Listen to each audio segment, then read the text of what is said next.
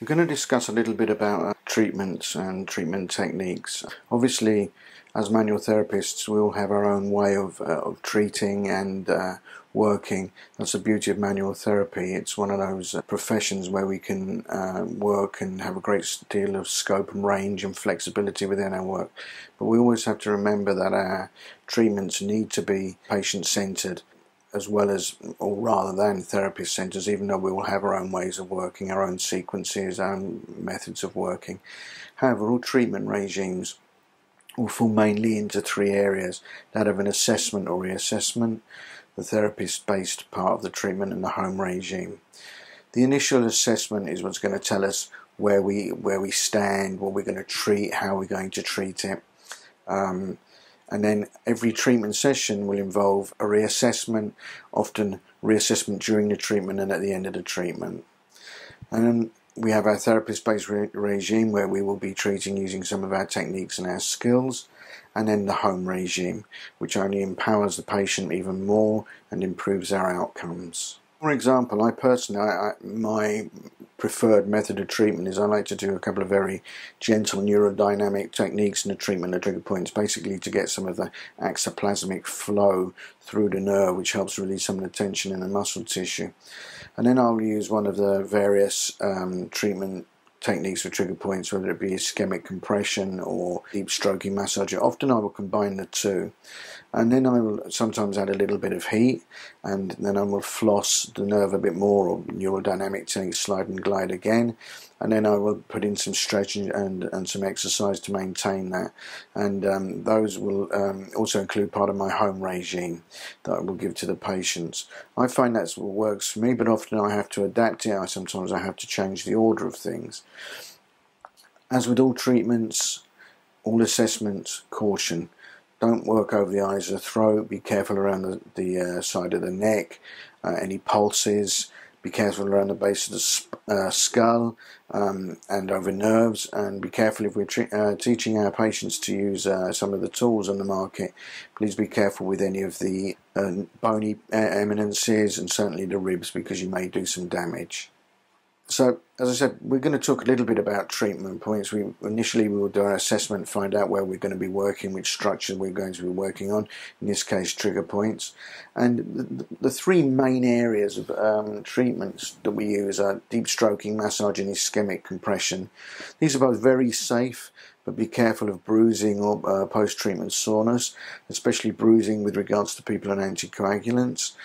Post-treatment soreness may indicate we need to let up a little bit, decrease some of our pressure that we're using. And the other element that we use in the treatment techniques may be muscle energy techniques, which give a little bit of oomph, a little bit of push into the treatment regime and helping clear our trigger points. Deep stroking massage, very nice, comfortable technique. Basically, one takes the trigger point and works perpendicular across it. If you'll forgive me for looking down a second, if we take this as our muscle with our trigger point, so this is also a very good little tool. If we locate our trigger point and we can massage over the top of it in a to and fro manner, 30 to 60 times a minute. Sometimes we can do a deep stroking massage around the trigger point. It's a nice technique, it's very useful, it's non-irritable both for the patient and for the therapist. It saves our hands. It lends itself to some tool use, such as using the knobble. The knobble is very, very nice for using the rim around the knobble for some of these perpendicular massage friction type techniques, or even some of the round counterclockwise and clockwise techniques that we use for the treatments. It's less likely to cause bruising, and it has added elements that is very good for this milking out of metabolites, removal of metabolites, and allows us deeper sort of access, and possibly like a kind of mini micro stretch around the trigger point, which is always very useful.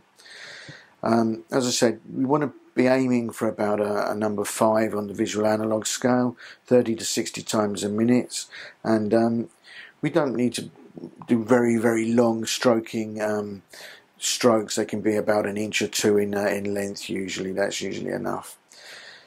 When we come to the ischemic pressure technique, it's a very nice technique because it helps us in a way to sort of find the actual trigger point and feel it melting away. It's called ischemic compression. Simply, it was a name that was coined by Travell and Simmons when they were going to describe the blanching or the reactive hyperemia. It's a little bit more aggressive. It's the well-known, more familiar type. It's more suited to certain muscles. It certainly lends itself nicely to some of the tools that we use, which are easier to just compress rather than try to massage with. And it just works well. And as I said, it's one of those things where you actually get that movement away from the trigger point, from the trigger point. We feel it melting away. Now, when we use the ischemic compression technique, we can use our elbows, our thumbs, or we can use the tools to save our thumbs, and we can support the various limbs with a thumb or a finger of the other hand. The knobble is very good for this. You can push into the trigger point, onto the trigger point with a knobble. Obviously, we have to have good palpation techniques to find these areas, and then we can just push onto it. And basically what happens is we will hold down either with the knobble or with our thumb, and we can hold from 10 to 20, 30 seconds. I find that works for me. Some people have done it up to a minute and actually go for the referred pain pattern. We each have a way. Sometimes we have to adapt and use other methods that we don't normally use. We will hold it down 10 to 30 seconds, release, and maybe repeat that a couple of times. In some cases we may hold it longer and repeat or not repeat. It's a nice technique. The patient will often say, yeah, you're on the spot, that's the bit that hurts, that's the bit that's uncomfortable, that's the spot, that's the good spot, you're there. But obviously be careful, monitor the patient's condition, what they're reporting, and obviously if they say that it's too much or too little, we have to adapt accordingly. And the third element of our treatment technique will be muscle energy techniques, and this is a really incredibly broad subject. I mean, the muscle energy techniques include PNF, which physiotherapists use a lot, proprioceptive neuromuscular facilitation, which involves contract, relax, reciprocal inhibition, post-isometric relaxation. Positional release techniques are very nice as well, with the strain and counter strain.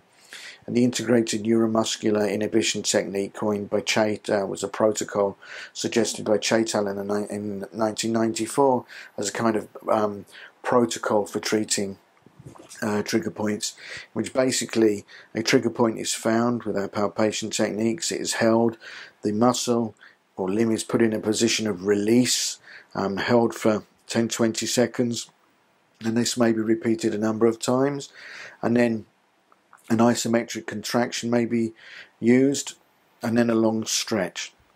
And everyone thinks of it as a nice way of getting out the hot working on the whole length of the muscle. So it is quite a nice, useful technique. We will often use this sequence ourselves in different ways. Different people do it in different ways. There is no written in stone method, but we need to be adaptable and willing to work.